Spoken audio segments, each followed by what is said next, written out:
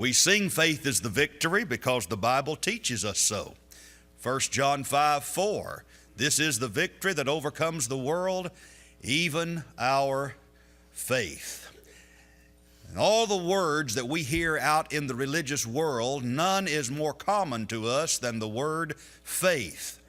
Religious people talk about faith all the time, even if they do not properly understand the nature of biblical faith.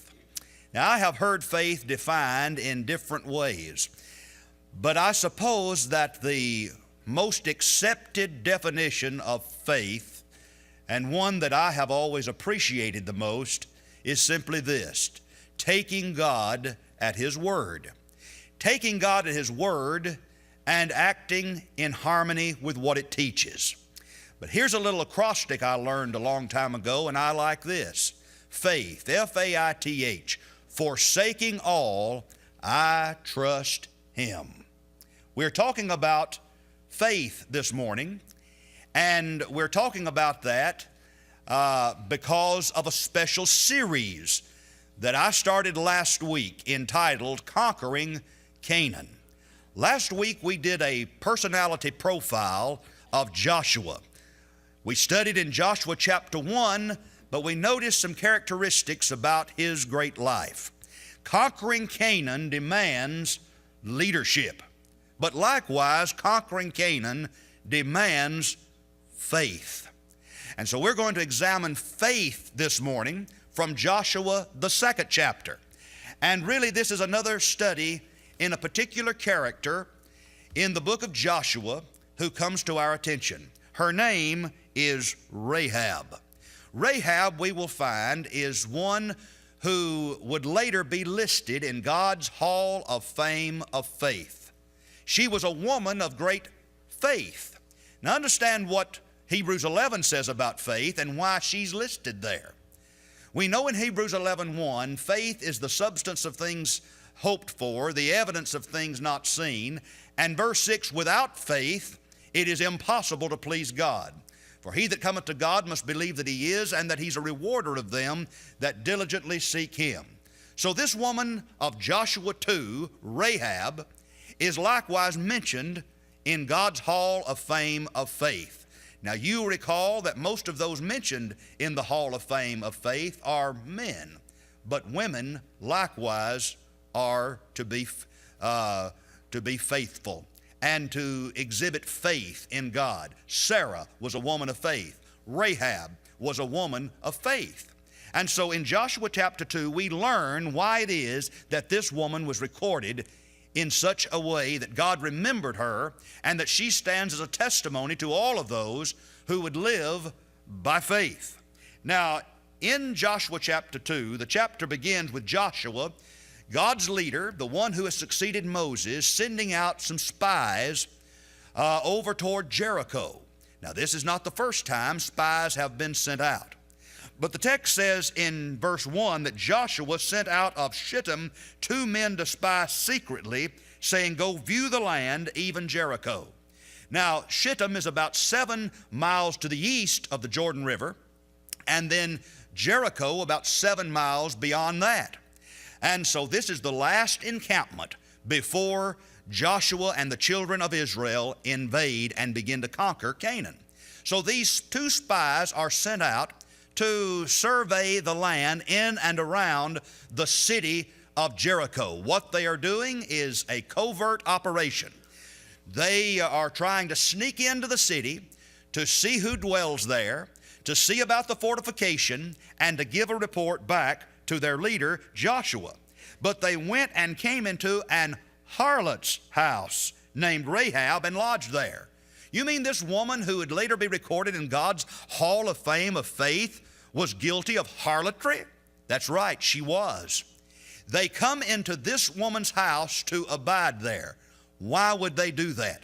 Why would these 2 men sent by Joshua seek to dwell in the house of one who is called a harlot? Well, it is considered that one reason would be the fact that they are there secretly. And because they're there secretly, no doubt this would be a good place to dwell. Likewise, also, because her city her house is right against the city wall, and therefore it will be more accessible to getting out. But I'll tell you another reason they are there. This is a woman who will be saved by her faith. God would even save a woman like Rahab, and what comfort that should be to us today. We're going to learn that God would save a great man like Abraham, and likewise a woman of ill repute like Rahab. And he would justify both on what basis? Faith. And so here is this woman Rahab willing to house these two spies. But the question might be asked, why would she be willing to do this? Well, let's continue. They lodged there in Rahab's house, according to verse 1, but they were not able to keep that a secret.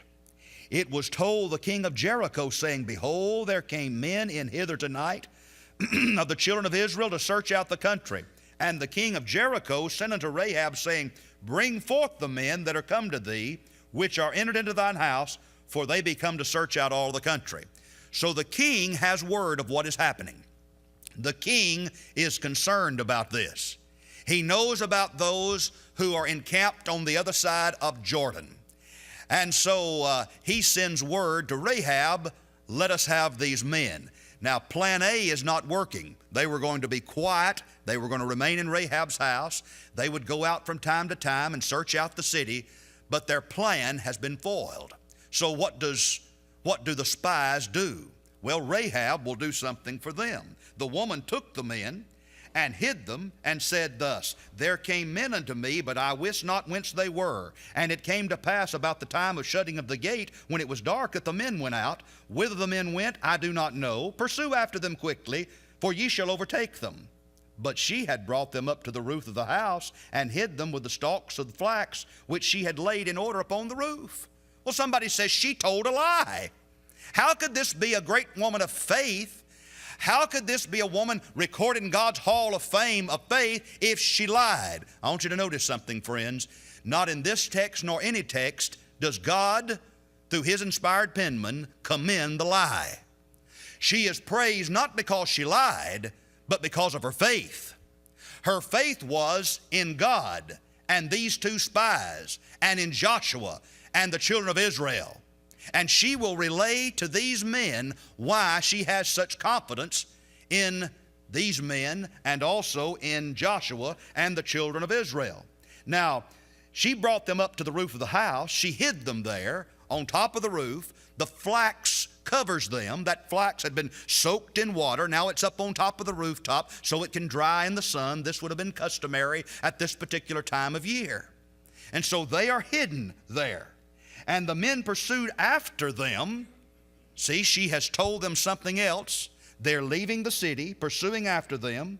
And they pursued after them the way to Jordan unto the fords. And as soon as they which pursued after them were gone out, they shut the gate. Now, I want us to notice something about Rahab this morning concerning her faith, and let it help all of us here. As we think conquering Canaan demands faith, what about the faith of this woman whose name is Rahab? 5 marvelous truths about her faith that I want us to see. Here's the first characteristic of her faith. She had a confirmed faith. Now, what do I mean by that?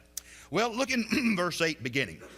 And before they were laid down, she came up unto them upon the roof, and she said unto the men, I know that the Lord hath given you the land, and that your terror is fallen upon us, and that all the inhabitants of the land faint because of you.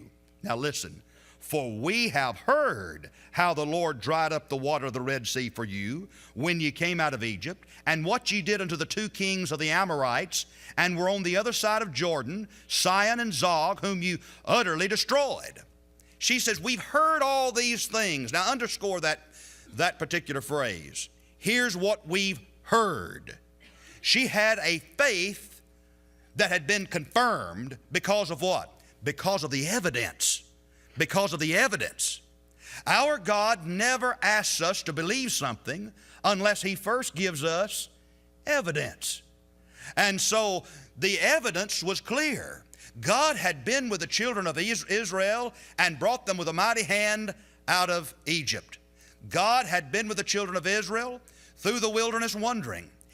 Through God's mighty power, kings out in the wilderness had been slain. And now they're moving across Jordan, or getting ready to do so.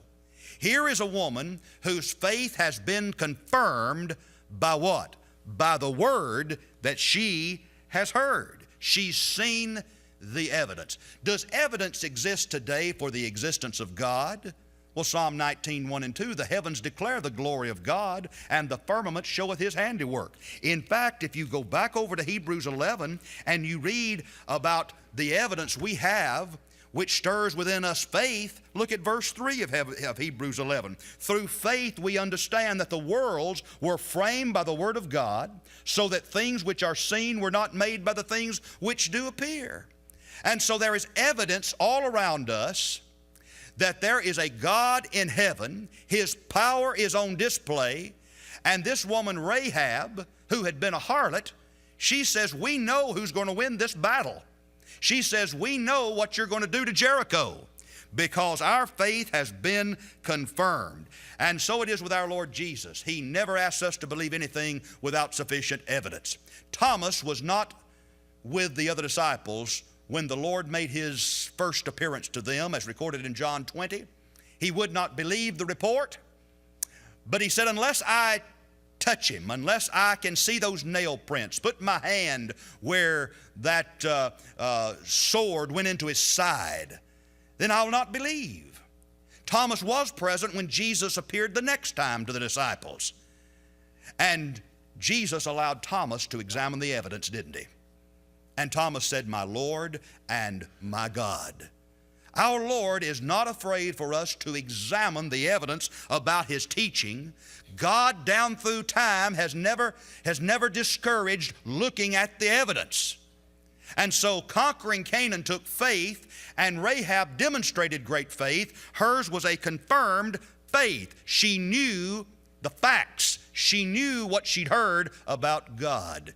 And I, for one, appreciate when I can see evidence for that which I believe.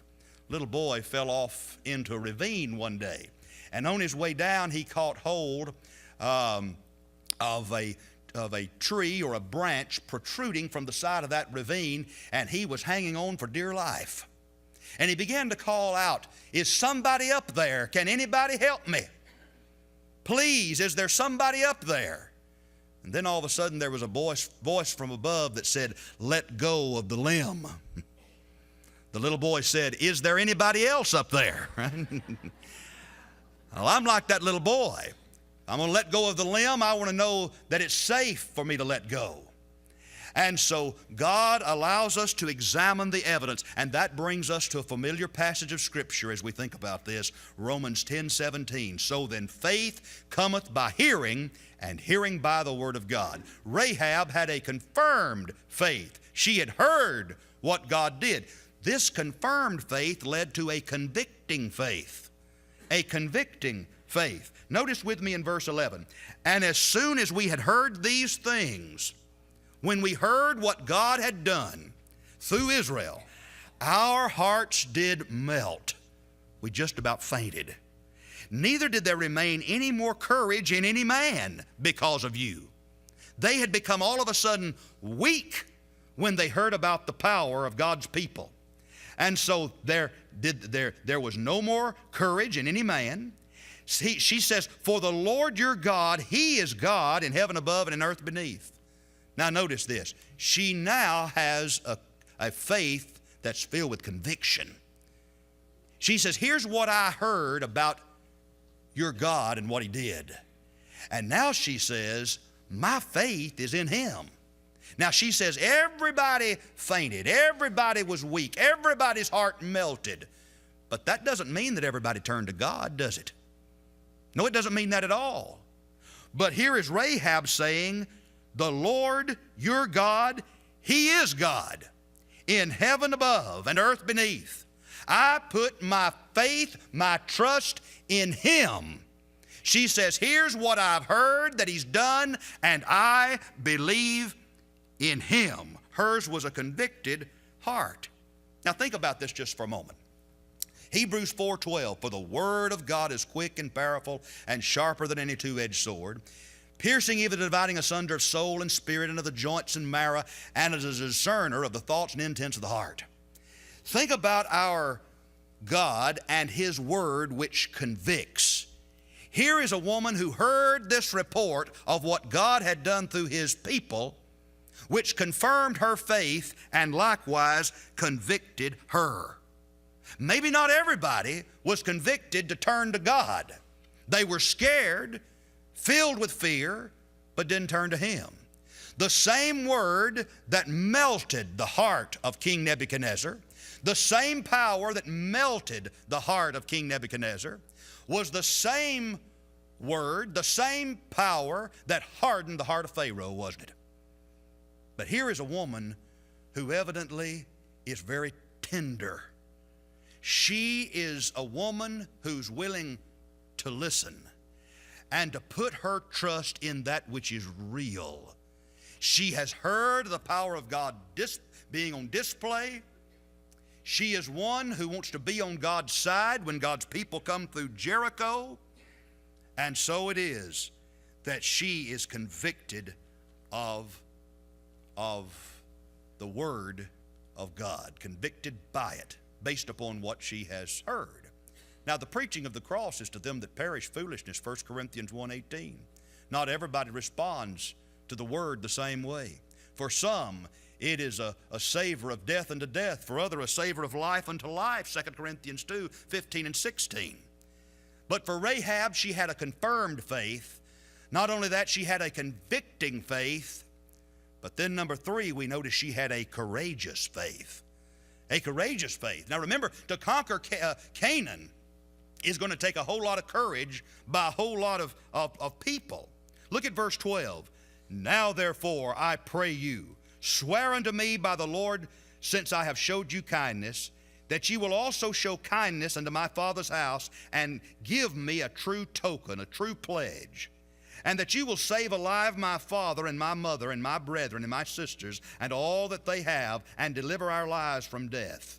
And the men answered her, our life for yours, if you utter not this our business. And it shall be, when the Lord hath given us the land, that we will deal kindly and truly with thee.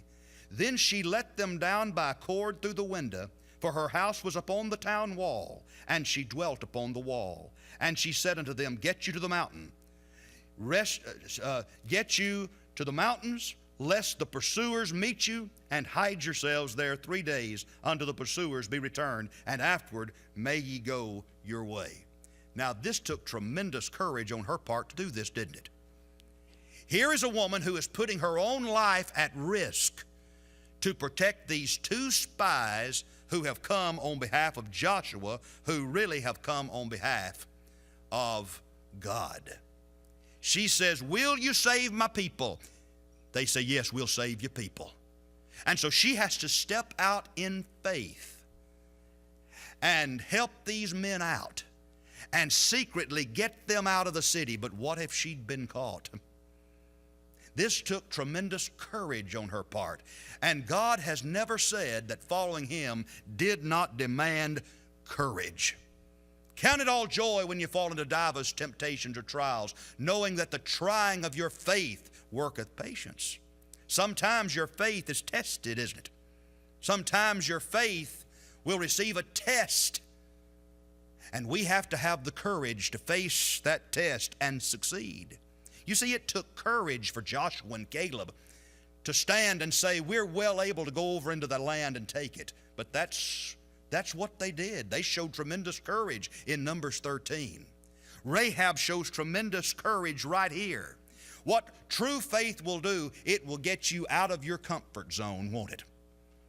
She could have been comfortable in her house and just hoped that perhaps the army of the Lord would not do anything to her. She could have refused to help these men, but she didn't. She had a confirmed faith, which led her to having a convicting faith. But oh, the courageous faith that she had.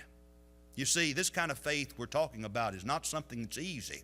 No, it takes a lot of courage. You've heard the story about the woman who heard one of our great preachers speaking on the subject of faith, And when she departed the building that morning, she said this to the preacher. She said, I'd give the world to have your kind of faith. He said, that's exactly what it'll cost you. It'll cost you the world. This was a courageous faith. But those who have faith and are patient, who endure, who are steadfast, they are the ones who inherit the promises, Hebrews 6:12. Something very important that we also need to consider about Rahab, and that is, not only did she have a confirmed faith and a convicting faith and a courageous faith, but she had a compliant faith. A compliant faith. She complied with what she was told. Hers was an active faith, not a passive faith.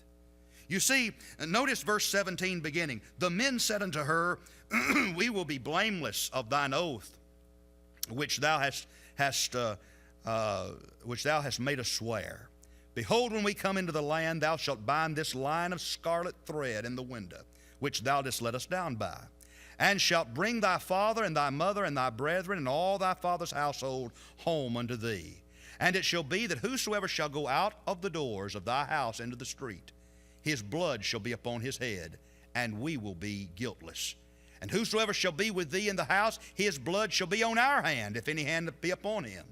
And if thou utter this our business, then we will be quit of thine oath which thou hast made us to swear. And she said, according unto your word, so be it. And she sent them away, and they departed, and she bound the scarlet line in the window. You see, Rahab has to have a faith that's compliant, that's willing to do what these men told her to do. We will be glad to save you and your household, but your faith must lead you to do something. You make sure that all those you want to be saved are in the place where there is protection. Where is that?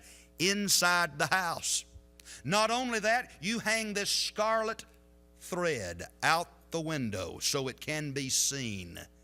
And when we see that, we will know, leave this house alone. So a compliant faith is necessary.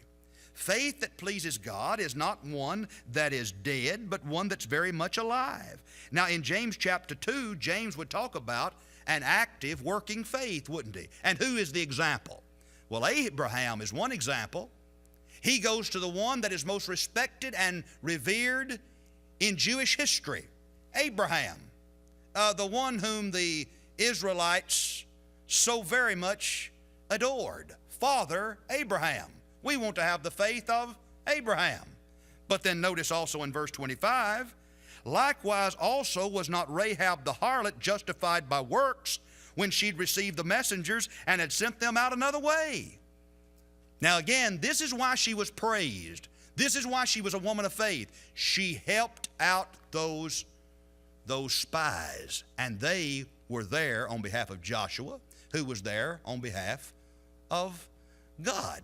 He was God's man for the moment. So she was justified by her works. Hers was a compliant faith.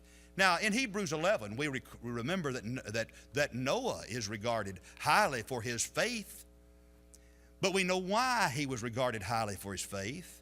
In Genesis 6, you remember that Noah found grace in the sight of God, Genesis 6:8. Hebrews 11:7, by faith Noah, being warned of God of things not seen as yet, moved with fear, prepared an ark for the saving of his house, by the which he condemned the world and became heir of the righteousness which is by faith.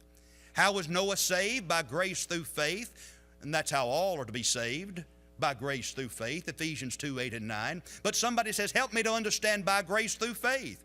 Well, just remember the account of Noah.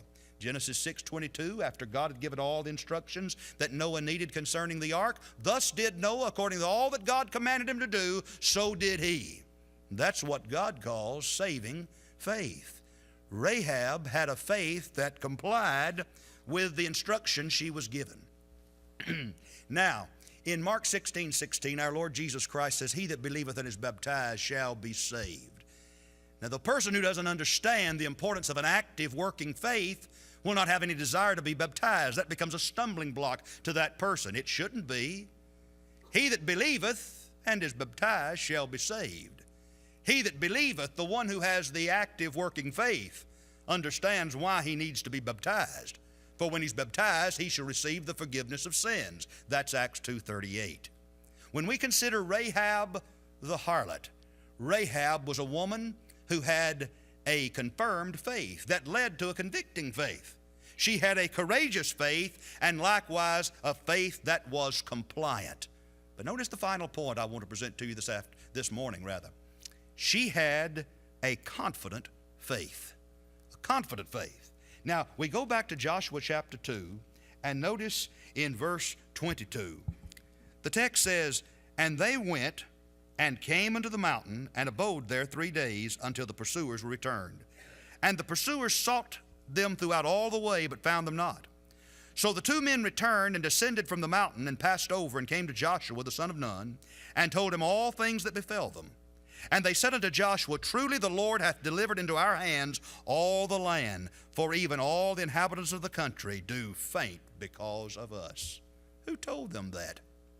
Well, that's what Rahab reported, right? Rahab was reporting to the spies that all had received word about what the Israelites had done, and that their hearts melted or fainted because of them. Hers was a confident faith. What have we learned about Rahab this morning? That she was confident in what God was going to do. Rahab said, we've heard what God did in Egypt. We've heard what God did out there in the wilderness. And now we are sure we know what he's going to do to Jericho. Let it be known, I'm on the Lord's side. Hers was a confident faith. Though this may be a difficult struggle, she can say, I know how it's all going to turn out.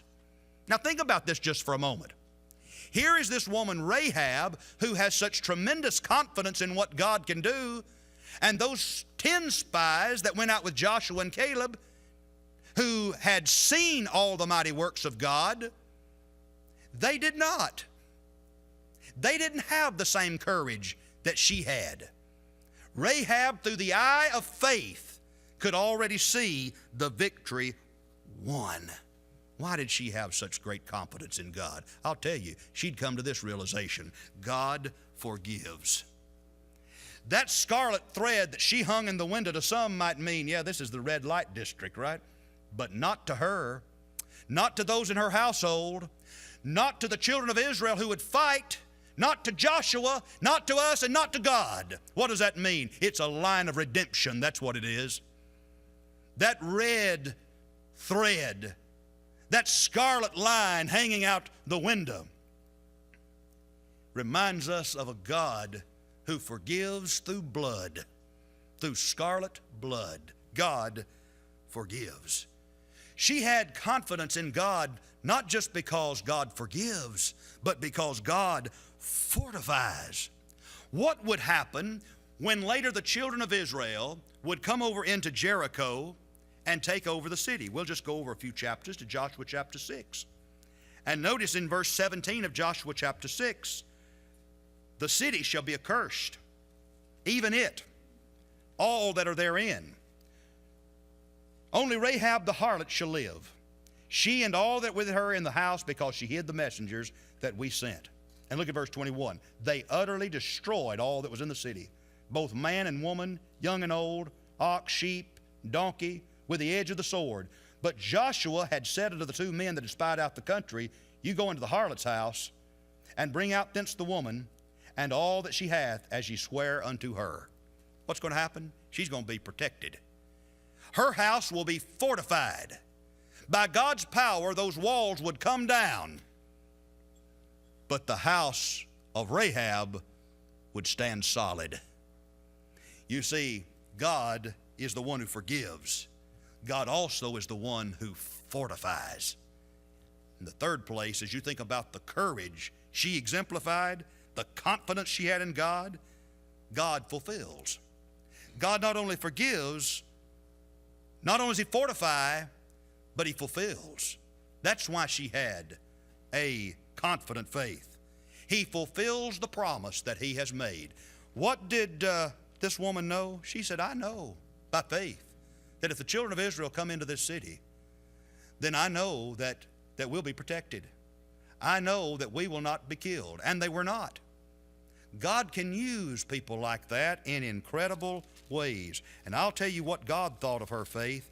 All you have to do is go to the very first chapter of the book of Matthew, and you'll find out what God thought about her faith.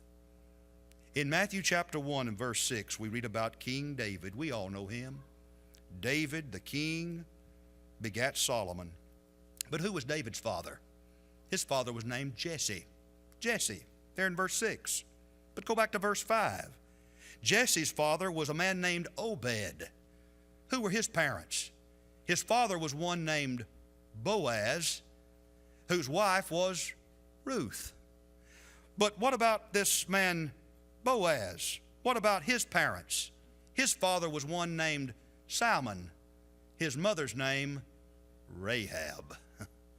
You see how important Rahab is to the fulfillment of the of God's plan for human redemption? And so Ruth, we know about her. She's the great-grandmother of King David. Rahab, the great-great-grandmother of King David. Rahab, the harlot, became part of God's royal family that brought the Christ into the world. What's the point? No matter what we've done, no matter the depths of sin which we find ourselves, we can still be part of God's royal family by faith. Justified by faith. Abraham, we expect him to be in God's royal family, but that good man still needed to come to God by faith. Here was a woman that some would say she doesn't deserve to be in the royal lineage of Christ, but God said she was worthy of such because she was justified by faith. And that is the only way Canaan can be conquered, is by faith. This morning, why not allow the Word of God, which has been confirmed, convict you? So much to the point that it will give you the courage to step out of your comfort zone and come forward today to name the name of Christ. Let your faith be compliant. Let it comply with the will of God, and given to you will be a confidence that will remain in you until Jesus comes again. Faith is the victory. Faith is that which this morning will lead you to do what is right. Faith is that which will lead you to a home much better than this. Have you responded to God like Rahab and others whom we write about or read about and speak about, and who we admire because of their faith? Have you done what they've done? Step out. Do it today, and do it now, even as we stand and sing.